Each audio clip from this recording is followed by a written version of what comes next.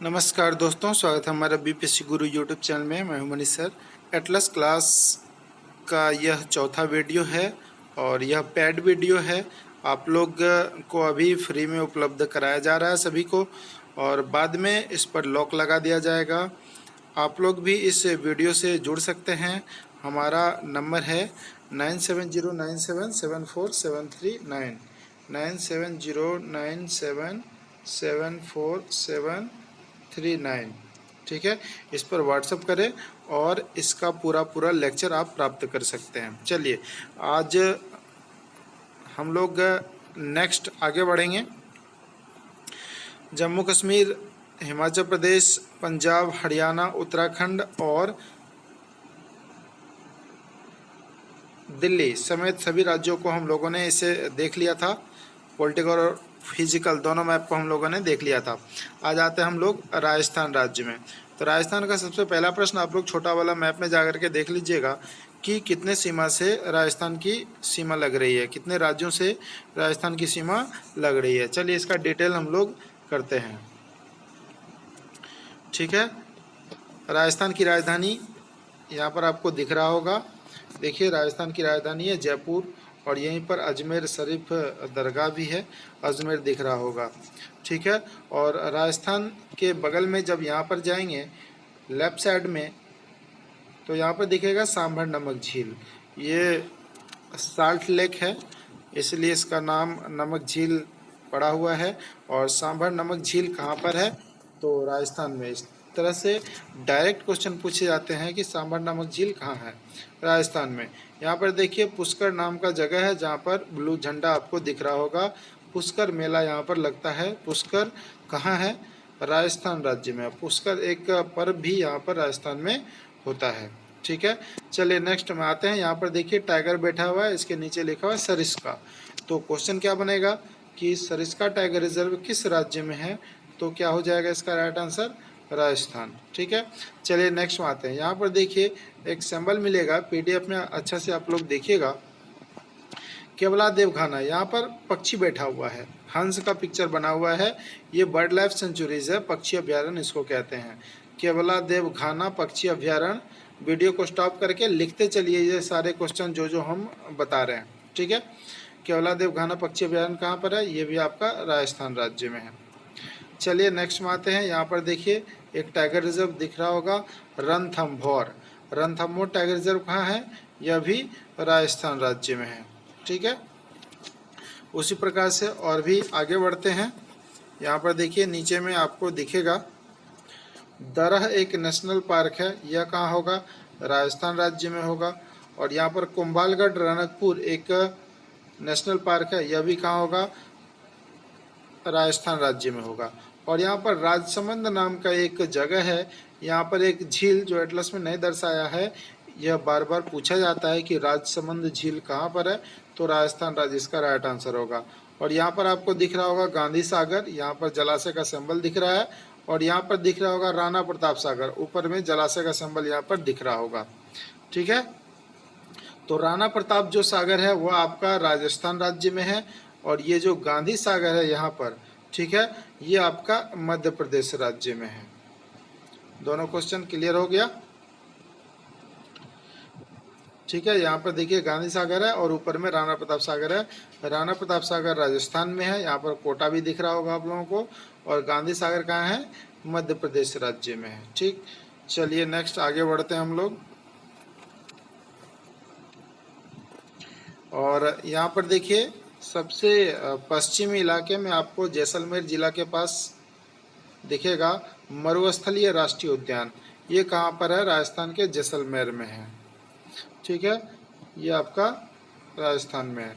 Next आगे बढ़ते हैं हम लोग। और भी देखिए यहाँ पर नागौर जिला जो भारत का पंचायती राज व्यवस्था सबसे पहले लागू किया गया था, वो यहीं पर दिख रहा होगा। जैसे जैसे जगह आपको मिलते जाएगा वो सब प्लेसेस इम्पॉर्टेंट है, हिस्टोरिकल प्लेस है, वो सबको देखते चलिए। बीकानेर यहाँ पर है, हनुमानगढ़ यहाँ पर है। ये आपका इंदिरा गांधी नहर यहाँ पर दिख रहा होगा जो राजस्थान के पश्चिमी इलाके को सींचती है। ठीक है, और भी इसमें कुछ ज़्यादा है नहीं। और इसका फिजिकल मैप जब हम लोग देखेंगे उसमें बहुत सारा क्वेश्चन देखने को मिलेगा। ठीक है।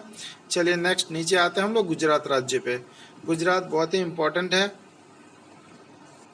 परीक्षा के दृष्टिकोण से। सबसे पहले तो आप लोग यहाँ पर देखेंगे, यहाँ पर कर्क रेखा लिखा हुआ है और डॉट डॉट डॉट डॉट एक लाइन खींचा गया है जिसको कर्क रेखा कहते हैं। फर्स्ट लेक्चर में इसका बताए थे कर्क रेखा किसे कहते हैं। जो भूमध्य रेखा है उससे 23.5 डिग्री उत्तरी अक्षांश जो होता है उसी को कर्क रेखा नाम दिया गया है, जो भारत के 8 राज्य से गुजर रही है। यहाँ सबसे पहला है आपका गुजरात, गुजरात से गुजरती है। यहाँ पर देखिए गांधीनगर है। तो ऐसे प्रश्न हो सकते हैं कि गुजरात की राजधानी गांधीनगर कर्क रेखा के उत्तर है या कर्क रेखा के दक्षिण है। तो यहाँ पर साफ साफ दिख रहा होगा कर्क रेखा इस यहाँ से गई हुई है और गांधीनगर इसके नीचे है, इसका मतलब दक्षिण में है। ठीक है। इसी तरह से और भी बहुत सारे प्रश्न यहाँ पर अभी देखने को आप लोग को मिलेगा। तो सबसे पहला प्रश्न होगा कि गुजरात की सीमा किससे किससे लगती है। ठीक है। तो 3 मैंने पहले ही बताया था, ये क्वेश्चन आपको पहले कर लेना है। चलिए आगे बढ़ते हैं। वीडियो को स्टॉप करके आप लोग क्वेश्चन को लिखते चले जाइएगा। ठीक है। तो सबसे पहले हम लोग नीचे से स्टार्ट करते हैं। करके यहाँ पर देखिए, यहाँ से लेकर के यहाँ तक हम लोग जाते हैं, फिर यहाँ आएंगे, फिर यहाँ आएंगे, फिर ऊपर जाएंगे, फिर ऐसे आएंगे, फिर यहाँ तक जाएंगे। अगर इसको सीधा सीधा खींचा जाए तो बहुत ही लंबी रेखा हो जाएगी। तो प्रश्न यह बनता है कि किस राज्य की सीमा सबसे लंबी, किस राज्य की सीमा सबसे लंबी समुद्र से लगती है। तो उसका राइट आंसर है गुजरात। उसका राइट आंसर क्या हो जाएगा, गुजरात। गुजरात की सीमा सबसे लंबी लगती है। देखने से ही पता चल जाता है आप लोग को। जो अभी मैंने दिखाया ये वाली सीमा यहाँ से घुमा हुआ है, फिर ऐसे जाएंगे, फिर उधर जाएंगे। ठीक है। तो इसको सीधा सीधा अगर खींच देंगे तो काफ़ी लंबी हो जाएगी। और यह सीमा कहाँ से लगती है, अरब सागर से इसकी सीमा लगती है। चलिए नेक्स्ट में आते हैं। यहाँ पर देखिए आपको सोमनाथ मंदिर मिल जाएगा। ठीक है। सोमनाथ मंदिर किस राज्य में है, यह आपका गुजरात राज्य में है। और ऊपर देखिए गिर राष्ट्रीय उद्यान दिख रहा होगा, गिर नेशनल पार्क कहाँ है, यह भी गुजरात में है। स्टॉप कर करके वीडियो को लिखते चलिए आराम से, कोई दिक्कत नहीं है। ठीक है। गिर राष्ट्रीय उद्यान किस राज्य में है, गुजरात राज्य में। उसके बाद वेलवादर नेशनल पार्क है, जहाँ पर भी हिरन चल रहा होता है, वो नेशनल पार्क कहलाता है। किस राज्य में है, गुजरात राज्य में है। ठीक। नेक्स्ट में आते हैं पोरबंदर। पोरबंदर यहाँ पर पोर्ट है, बंदरगाह दिख रहा है, किस राज्य में है, गुजरात राज्य में। और यहाँ पर देखिए द्वारका मंदिर है, किस राज्य में है, यह भी आपका गुजरात राज्य में है। ठीक। चलिए नेक्स्ट आगे बढ़ते हैं हम लोग, थोड़ा सा जूम कर लेते हैं। चलिए यहाँ पर आते हैं। भरूच नाम के जगह पर एक अंकलेश्वर बंदरगाह दिखेगा आपको। यहाँ पर देखिए अंकलेश्वर लिखा हुआ है। तो पूछा गया प्रश्न है कि अंकलेश्वर बंदरगाह कहाँ है, गुजरात राज्य में है। और यहाँ पर देखिए छोटा सा सिंबल दिख रहा है एक बंदरगाह का, ये सूरत बंदरगाह है। तो ये भी किस राज्य में है, यह भी गुजरात राज्य में है। ठीक है। चलिए नेक्स्ट में आते हैं। यहाँ पर कुछ नदियाँ भी है, जैसे यहाँ पर दिख रहा होगा नर्मदा नदी, यहाँ पर दिख रहा होगा तापी नदी। ठीक है। तो यहाँ पर देखिए सूरत है, सूरत किस नदी के तट पर बसा हुआ है, तो आंसर हो जाएगा तापी नदी के तट पर बसा हुआ है। और इधर भरूच किस नदी के तट पर बसा हुआ है, इधर से नर्मदा नदी आती है, तो नर्मदा नदी के तट पर बसा हुआ है। और यहाँ पर दिखेगा आपको भावनगर, तो भावनगर यहाँ है और भरूच यहाँ है और यहाँ सूरत है। तो भावनगर और सूरत के बीच में कौन सी खाड़ी यहाँ पर दिख रहा है आपको, खंबात की खाड़ी। कौन सी खाड़ी दिख रही है, खंबात की खाड़ी। अब खाड़ी किसे कहते हैं, जहाँ पर भी भूमि का यहाँ पर पानी का त्रिभुज आकार का क्षेत्र बने, ये खाड़ी कहलाता है। क्या कहलाता है, खाड़ी। इसी प्रकार से जब बंगाल की खाड़ी में हम लोग जाएंगे तो वहाँ पर भी देखने को पता चलेगा हमको कि वहाँ पर भी त्रिभुज आकार की आकृति बनती है। ये खंबात की खाड़ी है जो भावनगर और भरूच के बीच है। या फिर क्वेश्चन हो सकता है भावनगर और सूरत के बीच कौन सी खाड़ी है, खंबात की खाड़ी। ठीक है। तो खाड़ी से स्पष्ट है कि और भी कुछ प्रश्न को मैं क्लियर कर देता हूँ। छोटा वाला मैप में चलते हैं हम लोग। ये देखिए आपका दिख रहा है बंगाल की खाड़ी। तो यहाँ पर भी ये आकृति आपका, ये देखिए भूमि वाला क्षेत्र है, इधर बनेगा, ये त्रिभुज आकार की आकृति है, यह भी आपका खाड़ी कहलाता है। और भी कुछ जगह पर खाड़ी देखने को मिलेगा आपको। ठीक है। यहाँ पर जब नीचे जाएंगे, यहाँ पर देखिए मन्नार की खाड़ी दिख रहा है भारत और श्रीलंका के बीच, ये वाला क्षेत्र भी इस तरह से दिखेगा। यहाँ पर है मन्नार की खाड़ी, किसके किसके बीच है, भारत और श्रीलंका के बीच। ठीक है, तो इसी तरह से बहुत सारे प्रश्न देखने को मिलेंगे आपको आगे चल के। अभी हम लोग डिस्कस कर रहे हैं राजस्थान और गुजरात को, इन दोनों का भी पॉलिटिकल मैप चल रहा है। यह पेड क्लास है, पेड वीडियो अभी डायरेक्ट अपलोड किया जा रहा है ताकि आप लोग को यह वीडियो समझ में आए कि इतना इम्पोर्टेंट है। और ज्योग्राफी अगर इस तरह से पढ़ लिया जाए तो एक भी क्वेश्चन एग्जाम में नहीं छूटने वाला है। ठीक है, आप अपने मित्रों से भी शेयर कीजिए तत्काल, बाद में इसको लॉक कर दिया जाएगा। एक भी वीडियो किसी को बिना पेमेंट के नहीं मिलेगा। 100 चार्ज रखे गए हैं इसके, पूरा एटलस पढ़ने का, इंडियन मैप और वर्ल्ड दोनों मैप मिला करके। इसका मैंने एक डेमो भी बताया था कि कितना चीज़ इसमें पढ़ाया जाएगा। अभी तो बस परिचय चल रहा है एटलस का, आप लोग 1% भाग भी नहीं जान पाए हैं। ठीक है, तो हमारे साथ बने रहिए। आगे चलिए, आगे बढ़ते हैं हम लोग। यहाँ पर देखिए कच्छ की खाड़ी लिखा हुआ है, यहाँ पर भी त्रिभुज की आकृति जैसा आकृति दिख रहा होगा आपको। तो कच्छ की खाड़ी कहाँ है, गुजरात राज्य में। और छोटा रण नेशनल पार्क कहाँ है, गुजरात राज्य में। नारायण सरोवर नेशनल पार्क कहाँ है, गुजरात में। यहाँ पर भुज दिख रहा है आपको। ठीक है, उसी प्रकार से गांधीनगर और यहाँ पर देखिए अहमदाबाद दोनों पास ही हैं। और लखतर झील कहाँ है, यह भी गुजरात राज्य में है। ठीक है, और यहाँ पर देखिए नारायण सरोवर एक पक्षी अभ्यारण्य है। यहाँ पर देखिए पक्षी का सिंबल है, हंस बैठा हुआ दिख रहा होगा आप लोगों को यहाँ पर। ठीक है, तो नारायण सरोवर पक्षी अभ्यारण्य किस राज्य में है, गुजरात राज्य में है। ठीक है, और अहमदाबाद यहाँ पर देखिए आपको दिख रहा होगा। चलिए मैं एक और भी अच्छा चीज़ दिखाता हूँ आप लोगों को। यहाँ पर देखिए एक ब्लू कलर से लिखा हुआ है साबरमती, यह नदी है, साबरमती नदी। और इसका जब हम लोग फिजिकल मैप में चलेंगे तो बड़ा अच्छा से इसमें समझ में आएगा आप लोग को। देखिए गुजरात की राजधानी ये जो गांधीनगर यहाँ पर दिख रही है। ठीक है, यहाँ से एक डॉट डॉट डॉट डॉट ऐसे नदी आ रही है, ये वाली नदी, इसका नाम है साबरमती नदी। ठीक है, तो गांधीनगर किस नदी के तट पर बसा हुआ है, साबरमती नदी के तट पर बसा हुआ है। अब क्वेश्चन क्या हो सकता है कि साबरमती नदी कहाँ जाकर के मिलती है। ठीक है, तो आप देख लीजिए नीचे में कौन सी खाड़ी है, तो यहाँ हो जाएगा खंबात की खाड़ी। खंबात की खाड़ी में मिलती है। साबरमती नदी कहाँ जाकर के मिल रही है, खंबात की खाड़ी में। और एक सयाजी नाम की इधर नदी है, और माही नदी इधर से आकर के मिलती है। ये तापी नदी भी जाकर के यहाँ मिलती है। और यहाँ पर देखिए नर्मदा, नर्मदा भी आकर के इसमें मिलती है। मतलब कि यहाँ पर जितना भी नदी है, भोगवा यहाँ पर देखिए इधर से आकर के मिलती है। और एक संतरजी इधर से आकर के एक नदी मिलती है। तो ये वाला पोर्शन खंबात की खाड़ी है, यहाँ पर बहुत सारी नदियाँ आकर के मिलती है। तो प्रश्न क्या हो सकता है कि निम्न में कौन कौन सी नदी खंबात की खाड़ी में मिलती है, या फिर निम्न में कौन नदी खंबात की खाड़ी में जाकर के नहीं मिलती है। इस टाइप के प्रश्न बन सकते हैं। तो इसका डिटेल हम लोग बाद में करेंगे, पहले हम लोग इसका पॉलिटिकल मैप को देख लेते हैं। पॉलिटिकल मैप में यहाँ पर मैं दिखा रहा था आप लोगों को यही बात कि साबरमती जो नदी है यहाँ पर, तो अहमदाबाद और गांधीनगर किस नदी के तट पर बसा हुआ है, साबरमती नदी के तट पर बसा हुआ है।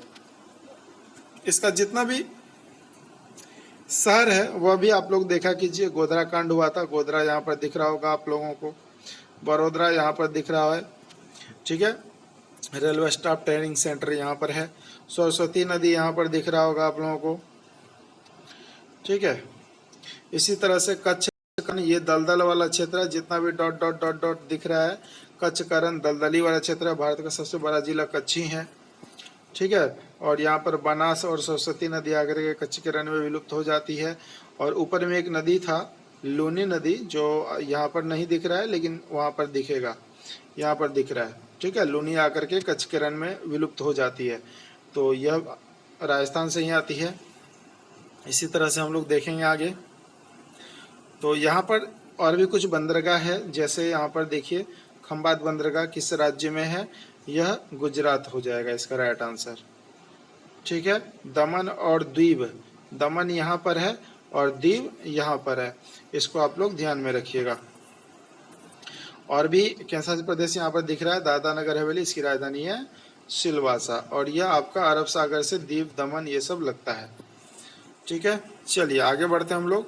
आप लोग कॉपी में नोट करते जाइए ताकि एक भी क्वेश्चन न छूटे, और लगता है कि छूट रहा है तो आप लोग कमेंट कीजिए। लगभग इसका जो हम लोग देखें यहाँ पर देखिए कर्क रेखा कहाँ कहाँ से गुजर रही है, गुजरात से, राजस्थान से, मध्य प्रदेश से। यहाँ पर भोपाल दिख रहा होगा, मध्य प्रदेश की राजधानी। ठीक है, तो राजस्थान से भी गुजर रही है, गुजरात से भी, और मध्य प्रदेश में से भी गुजर रही है। तो यहाँ पर हम लोगों ने इसको पूरा पूरा देखा है। चलिए आगे बढ़ते हैं हम लोग, इसका फिजिकल मैप को देखते हैं। इसका पॉलिटिकल मैप हम लोगों ने देख लिया है, इसका फिजिकल मैप में आते हैं हम लोग। तो सबसे पहले यहाँ पर देखना पड़ेगा हम लोग को कि राजस्थान और गुजरात की सीमा क्या क्या है। ठीक है, तो यहाँ पर सबसे पहले आपको क्या करना है, बुक जब आपके पास होगा, सबसे पहले यहाँ पर जो डॉट डॉट लाइन है उस पर लाइनिंग खींच देने हैं। ठीक है, इस तरह से, ऐसे, ये है आपका राजस्थान। ठीक है, और नीचे आपका आधा सीमा हो गया, और इधर से जाएंगे तो ये हो जाएगा आपका नीचे में गुजरात। ठीक है, इधर हो जाएगा आपका गुजरात, इतना दूर तक। ठीक, तो सीमा को सबसे पहले देख लेना है, और यहाँ पर हाइलाइटर रखना है आप लोगों को। किताब को हाईलाइट करने के लिए यहाँ पर देखिए राजस्थान लिखा हुआ है, राजस्थान को हाईलाइट करेंगे, गुजरात लिखा हुआ है, गुजरात को हाईलाइट करेंगे। ठीक है, हाइलाइटर भी आप लोग रख सकते हैं। तो यहाँ पर राजस्थान में जैसे ही हम लोगों अंडरलाइन कर देंगे राजस्थान के बॉर्डर को, तो यहाँ पर आपको दिखेगा अरावली पर्वत श्रेणी। ठीक है, ये कहाँ है, राजस्थान में। दुनिया की सबसे पुरानी पर्वत श्रृंखला है अरावली पर्वत श्रेणी। ठीक है, कार्बन 14 रेडियम, सॉरी,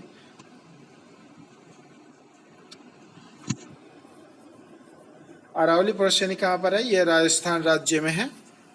दुनिया की सबसे पुरानी पर्वत श्रृंखला है। यूरेनियम पद्धति से इसको मापा जाता है, इसकी आयु का पता लगाया जाता है, और पृथ्वी की आयु का आकलन भी हम लोग यूरेनियम पद्धति से करते हैं, और पर्वत की आयु का आकलन भी यूरेनियम पद्धति से किया जाता है। ठीक, चलिए आगे बढ़ते हैं हम लोग, इसका डिस्कस करते हैं थोड़ा सा डिटेल में। अब यहाँ पर देखिए सांबर नामक झील है, आपको दिख रहा होगा सांबर नामक झील, और इसी पास आसपास से एक नदी निकलती है जिसका नाम है लूनी, और आगे जा रही है। आगे कहाँ पर जाती है, ये दलदल वाले क्षेत्र में पहुँच जाती है, ये दलदल वाला क्षेत्र है, और यहीं पर आती है लूनी नदी।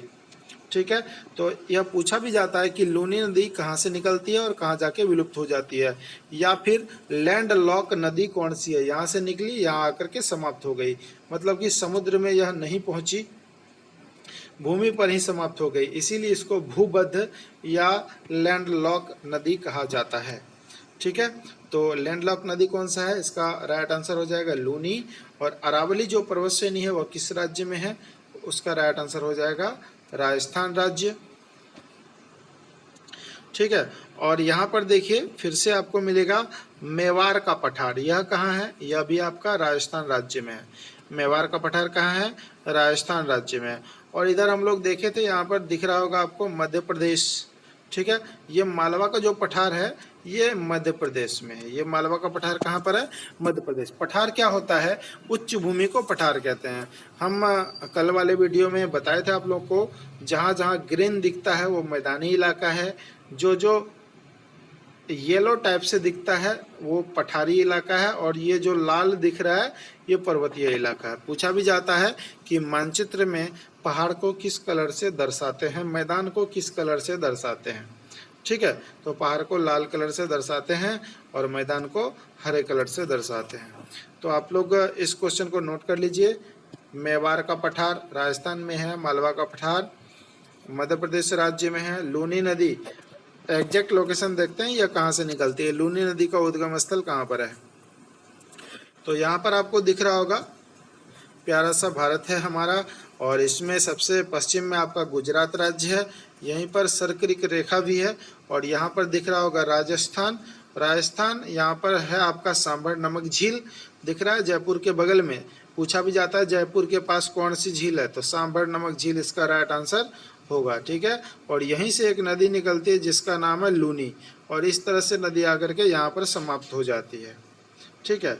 तो लूनी नदी का उद्गम स्थल कौन सा है? सांबर नामक झील, राजस्थान, इसका राइट आंसर हो जाएगा। चलिए नेक्स्ट आगे बढ़ते हैं हम लोग, और नर्मदा को भी एक बार हम लोग देख ही लेते हैं। यहाँ पर नर्मदा दिख रहा है, इस लोकेशन से निकलती है ऐसे और यहाँ आकर के मिल जाती है। अभी थोड़ा देर पहले बताया था खंबात की खाड़ी में यहाँ आकर के मिलती है, ठीक है। और यहाँ पर नीचे में तापी भी नदी है, यह भी इधर से निकल करके ऐसे जाकर के खंबात की खाड़ी में मिल जाती है, ठीक है। और भी एक नदी, एक दो नदी हम आपको क्लियर कर देते हैं। यहाँ पर देखिए बेतवा नाम की एक नदी है जो ऊपर की ओर जा रही है, ठीक है। और भोपाल के पास से कुछ नदी ऐसे जा रही है, और यहाँ पर देखिए इंदौर के पास से एक नदी, यहाँ पर जो झील मैंने बताया था अभी थोड़ा देर पहले, गांधी सागर और राणा प्रताप सागर झील, यहाँ पर मैंने आपको दिखाया था। तो ये नदी जो ऊपर जा रही है इसका नाम है चंबल नदी, याद रखेंगे इसका क्या नाम है? चंबल नदी। चंबल नदी यहाँ पर यमुना में आकर के मिलती है, ठीक है। तो चंबल नदी किसकी सहायक नदी है? यमुना की सहायक नदी है। यह भी क्वेश्चन आपका बन गया। अब दिशा को देखिए, ऊपर होता है उत्तर, नीचे होता है दक्षिण, ये है पूरब और ये है पश्चिम। तो चंबल नदी किस दिशा में बहती है? उत्तर की ओर बह रही है, मतलब कि दक्षिण से उत्तर की ओर बहती है। चंबल नदी किस दिशा में बहती है? दक्षिण से उत्तर की ओर। और चंबल नदी कितने राज्य से होकर बहती है? प्रश्न को देखिए, प्रश्न को पकड़िए, प्रश्न को समझिए, और कैसे कैसे प्रश्न आजकल पूछे जाते हैं उस पर ही फोकस करना है आपको केवल, ठीक है। तो चंबल नदी कितने राज्य से होकर बहती है? पहला हो गया मध्य प्रदेश, दूसरा हो गया राजस्थान, तीसरा हो गया उत्तर प्रदेश। पूछा गया प्रश्न है, बीपीएससी यूपीएससी सभी लेवल में इस प्रश्न को पूछे जाते हैं कि निम्नलिखित में, पूछा गया प्रश्न था निम्नलिखित में किस राज्य से चंबल नदी नहीं गुजरती है? तो फर्स्ट ऑप्शन था मध्य प्रदेश, दूसरा था गुजरात, तीसरा था राजस्थान, चौथा था उत्तर प्रदेश। जिन्होंने कभी देखा ही नहीं कि चंबल नदी किधर से आती है और किधर को जाती है, तो वह कैसे भला इस आंसर को कर सकता है? और ज्योग्राफी को रट के नहीं किया जा सकता है, कभी नहीं किया जा सकता है। तो इसका आंसर हो जाएगा क्या? गुजरात। आपको अगर अच्छा लग रहा है वीडियो तो लाइक कीजिए, शेयर कीजिए और हमारे एटलस पेड क्लास को ज्वाइन कीजिए, सभी लेक्चर आपको मिलेंगे, ठीक है। चलिए अब आगे बढ़ते हैं हम लोग।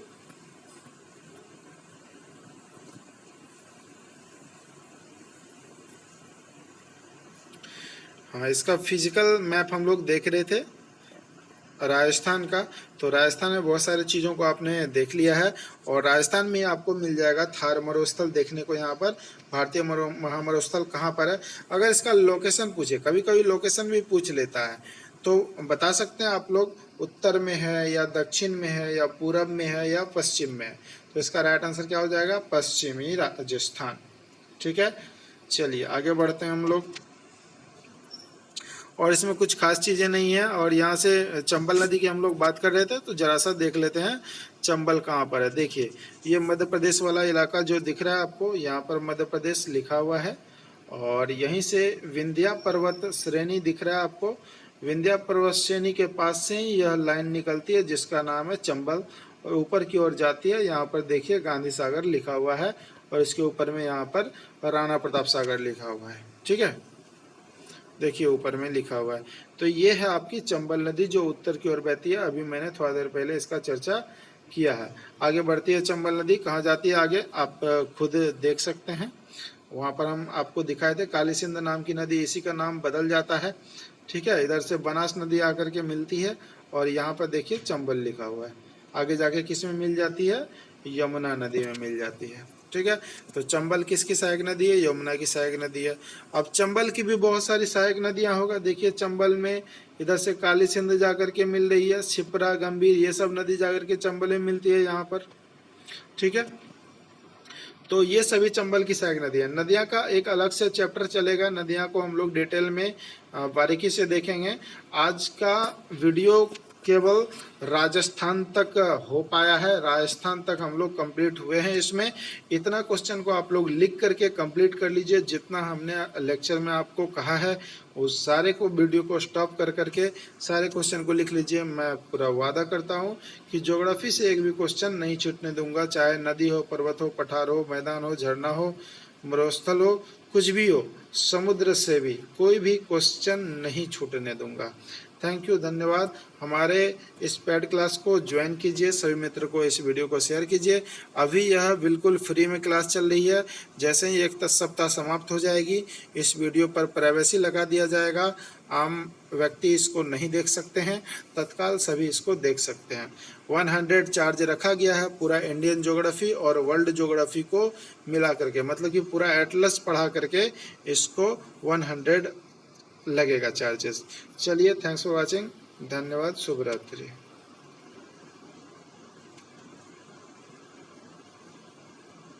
हमारे चैनल को सब्सक्राइब जरूर कर लीजिएगा। धन्यवाद।